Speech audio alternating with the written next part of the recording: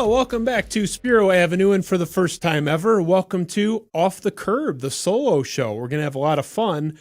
You know, this is a show based in Detroit and has had historically a large Detroit focus, but we are going national, so to speak. But it's very convenient for day one because the national team, or the local team, I should say, on the national scale is big right now. The Detroit Lions are all over the national news. They're all over. And for a little Detroit show that's putting their big toe into the national pond, the timing really couldn't be any better. And the Detroit Lions thing is already off the rails. And it's not just locally, it is nationally. But we'll address it on the local level. You know, we're Detroiters, Metro Detroiters, however you want to phrase it. And I am baffled, completely baffled by the stories, the narratives, the perspectives that people are having. I think people are getting it wrong. So we're on the national stage. We're getting a lot of affection. The back patting is going on ad nauseum in town. And everyone's doing cartwheels. And it's cartwheels based on a number of factors. Dan Campbell, new head coach, has this wonderful, exciting, eccentric, funky press conference. And we feel like Dan Campbell understands us. He gets the pain. He feels our pain. He was here for 5 seconds of 0-16 in 2008. So everyone's excited about Dan Campbell, right? Head coach, very exciting stuff. We're all going nuts. Brad Holmes, the new GM. He's been on the job for 1 week, and he completely fleeced the Los Angeles Rams in the Matthew Stafford trade. So everyone's excited. We got the GM. We got our guy. And the worst of the three, the most egregious of the three, and we're going to get into it on a deep level, Sheila Ford Hamp, the third crack in that family's bloodline at getting this ownership thing done right and competently. Sheila Ford Hamp, we are told, is running this thing differently. And it is based on a very small sample size, based on very minute, if any, evidence. I would argue that the evidence is the contrary, and we're going to get into that. So I know everybody's excited. Everyone's saying Dan Campbell's great, Holmes is great, Sheila Ford Hamp is a breath of fresh air, I guess, as much as you can be, being the third member of that in that bloodline to run this thing. Everyone's excited. I'm going to be the wet blanket. And I don't want to be. I have no interest in being the wet blanket. I wish I could get on board with this stuff. But let's go right down the list. What did we talk about? Dan Campbell. Everyone's very excited for Dan Campbell.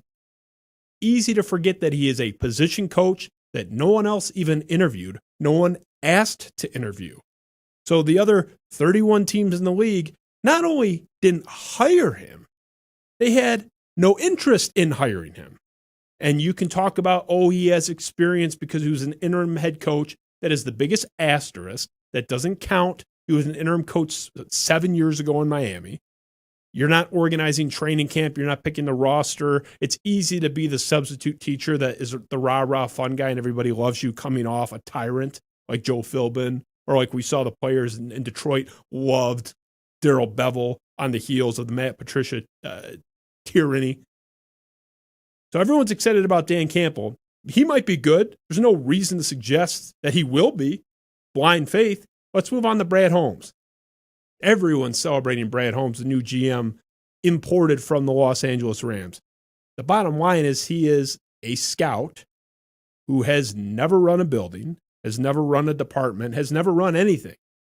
And I know locally Carlos Monterez of the Free Press got a lot of heat. Now, I'm no fan of his, but Carlos Monterez of the Free Press said they hired the guy who was 5th or 6th on the organizational chart for the Rams, and he jumped 4 spots number 1 in Detroit. He might be good. He might be good. But again, blind faith, you're basing it on nothing. There's no evidence to suggest it. He has no track record leading anything. And that brings me to the third and final point, which is just egregiously bad. That Sheila Ford Hamp is being mistaken as some breath of fresh air. But the bottom line is she is still the one who told you in December of 2019 that Bob Quinn and Matt Patricia were good. And we'll get to that later. But that's the bottom line. So you can say Sheila Ford Hamp is great. She's a breath of fresh air. She is the one that endorsed the return of Quintricia for year 3 in Detroit. It was an unmitigated disaster.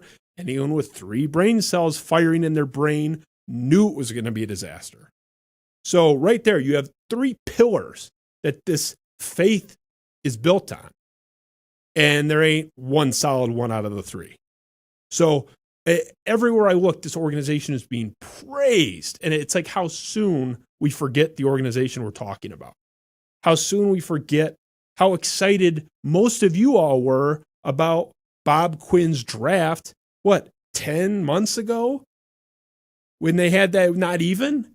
I mean, when they had that June draft or whenever it was this past year, people were going crazy about what a great haul Bob Quinn had, what a great day the Lions had.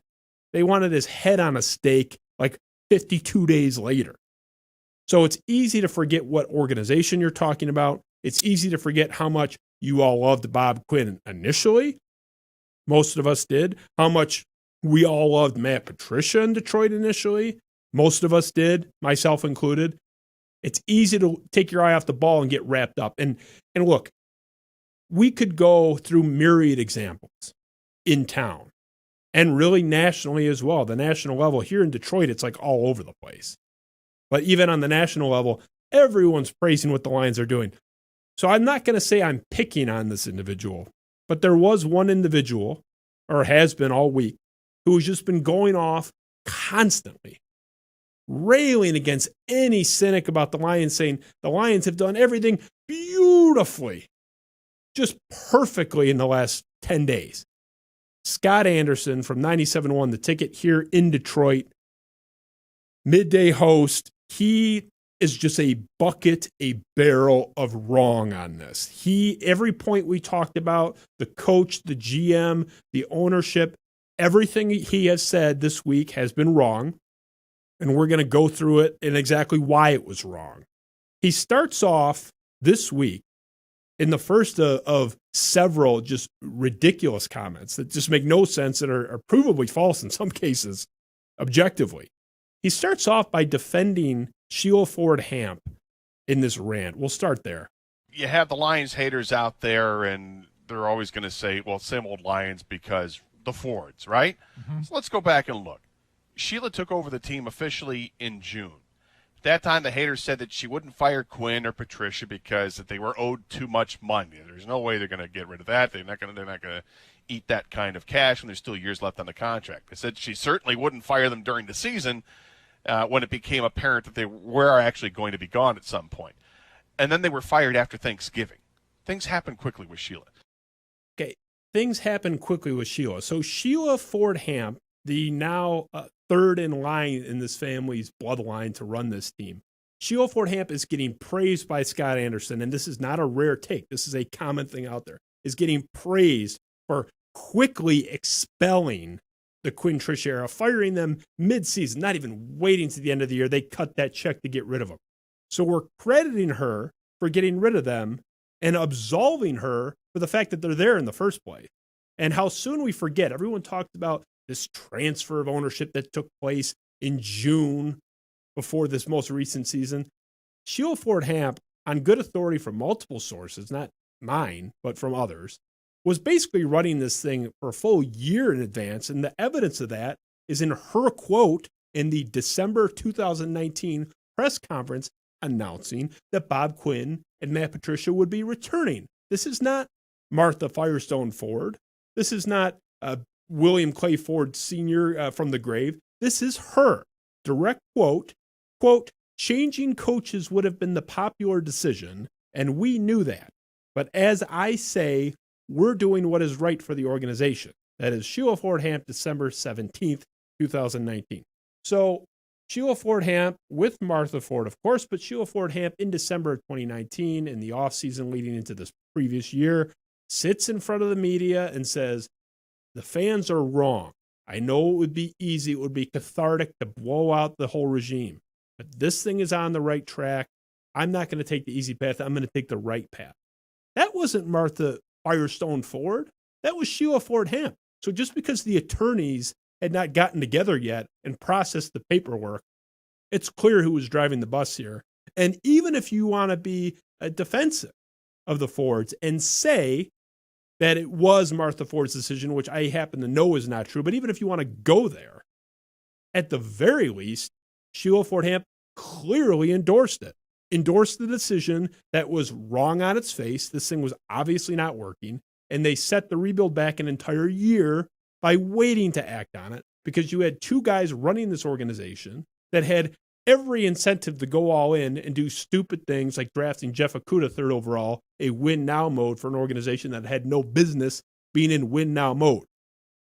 So that's just a myth that Sheila Fordham should be thanked for blowing out Quinn Tricia. It's a ridiculous position. It makes no sense. Moving on, Scott Anderson talks about the GM search that eventually landed Brad Holmes. They said that they would screw up the head coach and GM hires because Sheila doesn't know anything about football and Rod Wood just has too much influence. And what does he know? He's not a football guy. So what did they do? They went out and they hired Chris Spielman as a football voice to sit in on the interviews. Then they brought in advisors Rod Graves, Mark Hollis, and Barry Sanders. Mike Dissner was kept on to handle the salary cap and the player negotiations, something that he'd been a part of for years prior to joining the Lions back in 2019. What is this? What is this nonsense? He's citing Chris Spielman, a broadcaster, Mark Hollis, a forced into retirement college athletic director, and Barry Sanders as good things, good reasons why we should believe in this search. I mean, Barry Sanders was a hell of a player. What qualifications or experience does he have to be vetting GMs for a football team? So it's so funny that Scott Anderson is saying, oh, you don't like what they're doing? Well, what do you make of that Mark Hollis move? What do you make of Chris Spielman being involved? I don't make much of it. I make very little of it, actually. It doesn't make any sense. It's something that I would cite as a reason not to get on board. So I don't know what that's about. I mean, he doesn't really, in that clip or even afterwards, we didn't pluck any context out of that. There's no further explanation for why those moves were so great, why Mark Hollis is being cited as like, oh, what a great move, Mark Hollis. A forced into retirement college athletic director was helping the GM search. But apparently that's a good thing. I don't know how you justify that. So we get into the coaching search and the coaching eventual hires. Scott Anderson talking about that. The head coaching hire, as I mentioned earlier in the show, the only new head coaching hire with any NFL head coaching experience. Now, to complement the hire, what they do? They brought in Anthony Lynn, offensive coordinator, who was a head coach for a few years and offensive coordinator before that.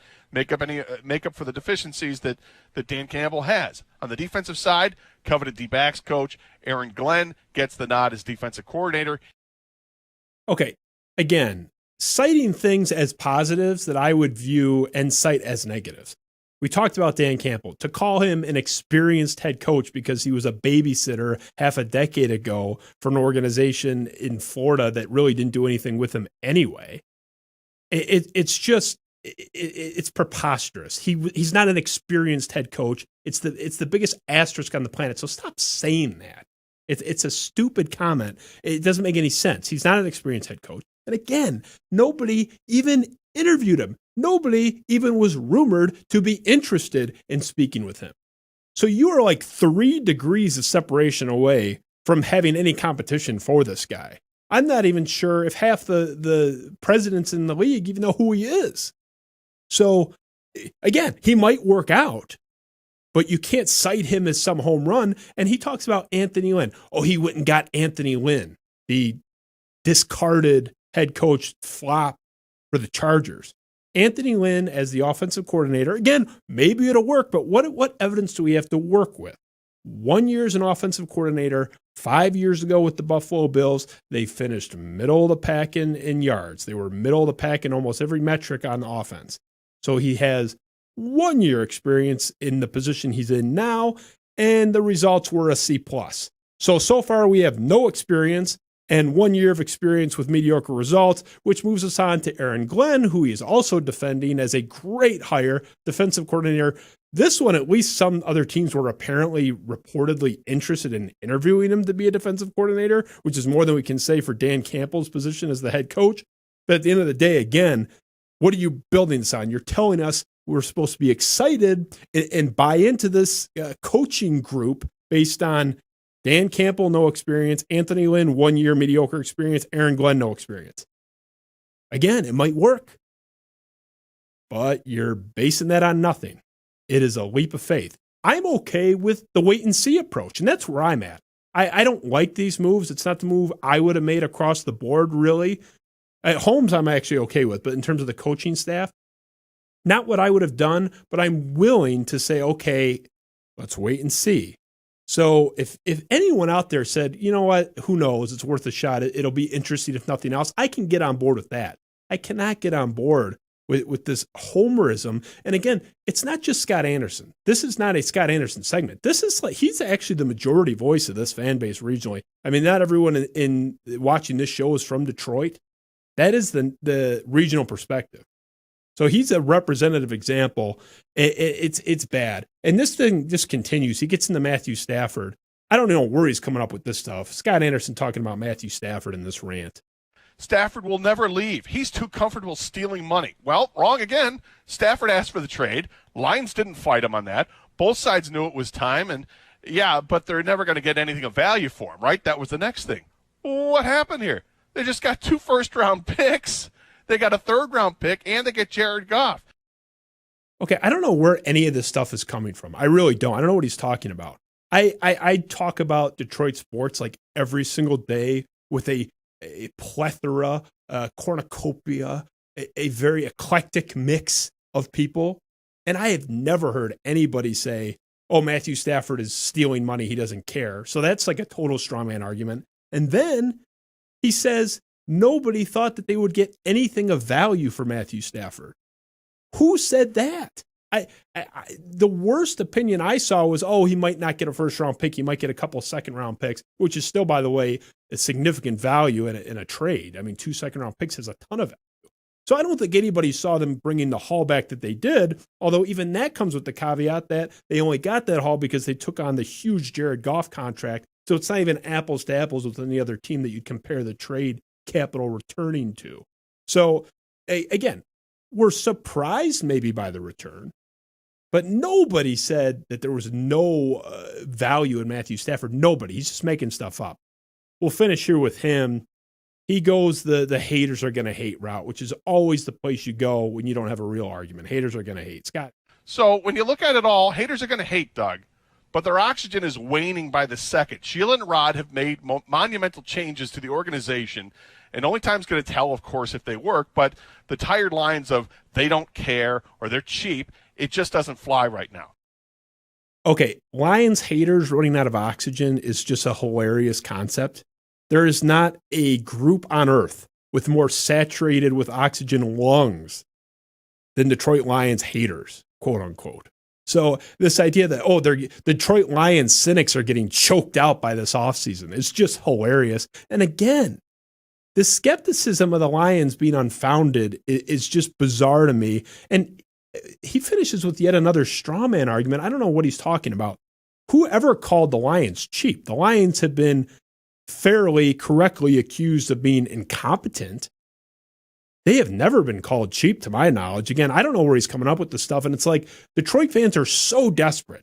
And again, not just Scott Anderson. Scott, we went to the same radio high school station. Nothing personal, Scott. But let's face facts. You are the representative example. You're in the majority. So it's most you against me. But the burden of proof here is on the Lions. The burden of proof on the Lions to show that they're actually good has to result not in press conferences, not in exciting T-shirts, but in actual wins. And this is an organization that hangs banners for qualifying for the playoffs. This is an organization that has more slogans than they do playoff wins.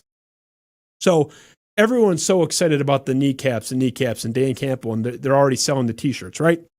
Just remember, we were told the bar is high. Eventually that led into we are building something good here, and that led into my shovel is sharp, and then that led into the Patriot way, and now we're on to bite off a kneecap. And I was one of those people with many of you in Detroit Lions Nation that were excited for all those little steps along the way, or most of them. I got jacked up too, but you know what? We were left holding the bag every single time. They're cute slogans. They make for a great T-shirt. My producer Ben and I have talked about producing our own bite off a kneecap T-shirt just for the capitalistic aspects because the demand is so high, and it would be foolish not to capitalize on it.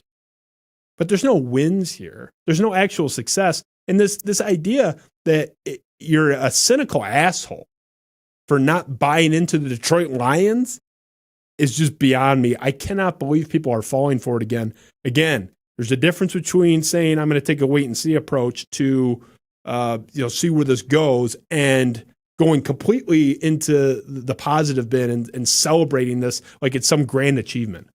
So just remember, I am unequivocally riding the fence. I don't think it'll work, but I'm still a Detroit Lions fan. I am going to ride that fence and just wait. For all you people saying that they got it right, remember, you are basing this on a rookie head coach, a rookie GM with no management experience, a rookie defensive coordinator, and a offensive coordinator with 1 year mediocre experience calling plays. And to top it all off, a 70-year run with this ownership group and this family that has never been able to figure it out. So if you think that's a smart bet, if you want to get defiant on Twitter or defiant on your highly rated show on 97.1 or defiant wherever you are at your water cooler, wherever, there is a mountain of evidence against you and you can buy in. I'm not. And I'm rooting for you to be right. I hope everyone, the Scott Andersons of the world, and again, the majority, I hope they can stomp on my face in 2 years. Nothing would make me happier. I would eat that humble pie with a shovel. Give me a snow shovel, just shovel it in. Give it to me. However, I don't care how you cook it. I don't care what you serve it in. I will eat it. But I don't think I'm going to have to eat it. I don't think this works. And I think we'll be hearing a whole new catchy slogan, 32 months from now. That's where I think it's going. Hope I'm wrong. Don't think I will be. So that's your depressing Detroit Lions take from a tortured Detroit Lions fan. Let's get to bad social media, a redundancy like no other. So this is fun. There's so many ways we could go, and picking out a bad social media post or share or bad social media content in general is like the easiest. It is shooting fish in a barrel. You have to really weed it down, but the one this week is just egregious. I mean, it is bad even by this segment standards and what we think will be happening going forward. So we'll start here. It's technically a tweet from Chris Broussard, although he is not the subject of our scorn. This was a few days ago. Chris Broussard, quote, "Did this season prove Tom Brady is the GOAT or the LOAT? Rob Parker and I discussed." Now, for those that aren't familiar, LOAT is luckiest of all time, which is what Rob Parker from FS1 has described Tom Brady as. So they are teasing this clip in which Rob Parker continues, even right on the heels of yet another Tom Brady Super Bowl berth. He is continuing this crusade that Tom Brady is just lucky. He's a solid quarterback that just has stumbled into his good fortune again and again and again. That's Rob Parker's position. We'll play a clip from this. Yeah, it was typical Tom Brady. Nothing's changed in my mind. It actually reinforced what I've been saying forever, that Tom Brady continues to be the luckiest of all time. And it doesn't mean that he didn't make any plays or he didn't play well at some point, but he's lucky. Things have always seemed to work out for him, dating back to the start of him as an NFL player with the tuck rule and when he fumbled the ball. It's just always seemed to work. Okay, so this is just, there's certain arguments in sports. You can argue about almost anything and play the devil's advocate, play the high school debate team. Okay, you take side A, you take counterpoint, you take pro, whatever. You can do that with almost anything. Like even the Michael Jordan thing, I think he's probably still the best of all time, but there's a ton of arguments for LeBron James. There's certain, and there's very few arguments that should be automatically disqualifying because they are settled science, and that is this Tom Brady thing. I am a Michigan State guy. I do not like Michigan. Tom Brady is the best quarterback of all time, probably the best football player of all time. That's done. And this idea that he's lucky, you need to be in a position to have luck matter in the first place. So he keeps citing, Rob Parker goes throughout this clip and for years has railed on this. This example in the AFC title game or this example in the Super Bowl. Hey, Rob, you have to actually get to the AFC title game. You have to actually get to the Super Bowl to find the luck that you're apparently finding. And what run in the history of sports, NFL, hockey, NHL, whatever, doesn't have multiple examples of lucky breaks, quote unquote, along the way? It's just ridiculous. I don't know if he's trolling or what it is, but it's just Tom Brady is beyond reproach. I wouldn't say I'm a Tom Brady fan, but you got to respect him. And Rob Parker's out here clowning. It's just a ridiculous take. And he talks about the one time that he almost gave Tom Brady credit. This clip is just really something else. Rob Parker. And the one time, and when people say, oh, you can't give many, there was one time I thought Tom Brady had something going. And that was with the 18-0 Patriots. That's when I thought, okay, if this guy can complete that, Randy Moss, the numbers, 50 touchdowns, that was the one year I really was like, okay, maybe Brady has something going here. But the defense didn't bail him out that day. That team averaged 35 points. Brady scored 14. Wasn't enough.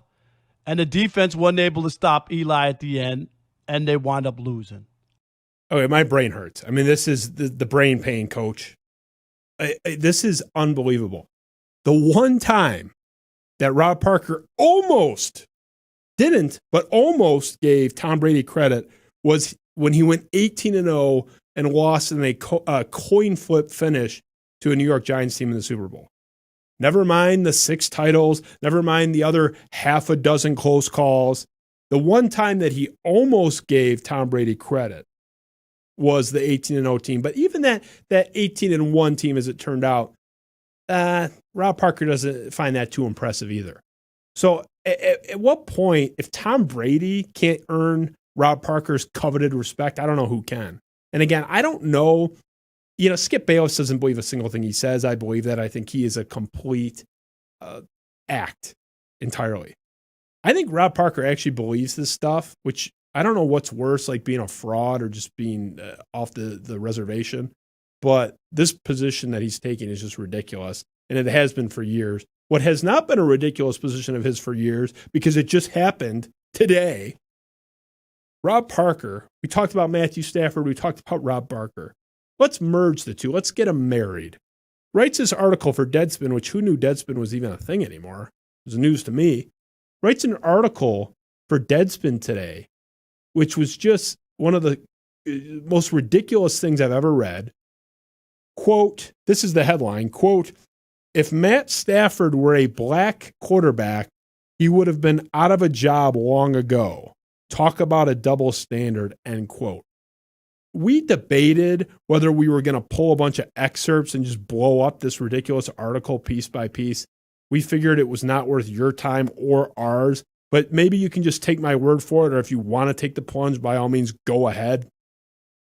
The article cites absolutely zero evidence of racism whatsoever. None. There's none. The entire basis of this Matt Stafford only had a long career in Detroit because he's white thing is Jameis Winston. He said, if you kind of look at these numbers a certain way, Jameis Winston in Tampa Bay had similar numbers and he got run out of town. There's so many things wrong with this argument. For one, Stafford was just flat out better. It was close, some of those seasons. Stafford was flat out better. Two, Winston's last year, he threw 30 interceptions. He was a turnover machine, something Stafford has never even approached, ever. So you have to look at the last year, not just the entire body of work. What were they getting rid of?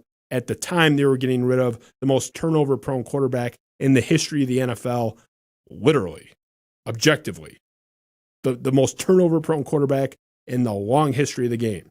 It's a ridiculous assertion. There's no evidence whatsoever. And he completely, I don't know how you have an argument about Jameis Winston and a team deciding to cast him off without even mentioning the significant baggage that he had. He came into the league with what seemed like a credible rape allegation when he was at Florida State.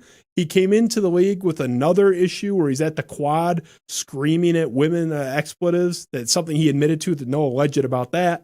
So he came into the league with all these strikes. Wasn't he the one that stole like crab legs too? Wasn't he the crab leg guy? That was before he even got to the NFL. Then the NFL, he's out of shape by many accounts, showing up to camp 20 pounds overweight. He was admitted to inappropriate conduct with an Uber driver and groped her, supposedly, and was suspended for 3 games. So even if you want to make the statistical argument, Winston has some myriad character issues that Matthew Stafford never has and probably never will. He's the most vanilla guy, most boring guy on the planet. So what a week for Rob Parker. I mean, just a rough go of it for Rob Parker. So a very fitting entry into the bad social media Hall of Fame, Rob Parker. My God. So that was interesting. And I'm going to go probably have a glass of wine because we talked about Rob Parker and the Detroit Lions, not two of my favorite topics, but that was the first ever Off the Curb episode. We got a lot of stuff coming end of this week with Tony Paul from the Detroit News. He's been in here a couple of times. He is awesome. He is a wonderful, wonderful writer. We'll talk Tigers. We'll talk a lot of stuff. And he's good. So Spiro Avenue Show, Tony Paul will be here on Friday. And, of course, Off the Curb will be back next week as well.